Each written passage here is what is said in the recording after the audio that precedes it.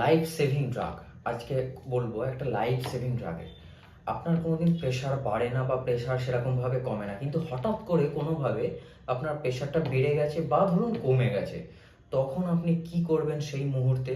বা কোন মেডিসিনটা আপনার হাতের কাছে থাকলে আপনার প্রাণটা বাঁচতে পারে বা আপনি সুস্থ হয়ে উঠতে পারেন? সেটা হলো জেলসিমিয়াম 30।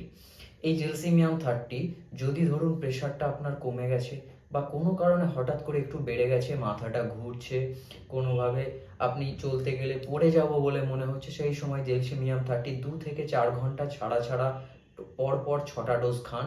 দেখবেন আস্তে আস্তে আপনার প্রেশারটা কন্ট্রোল হয়ে যাবে। নর্মাল থাকলে কম থাকলে নর্মাল হবে বা বেশি থাকলে নর্মালের দিকে নেমে আসবে।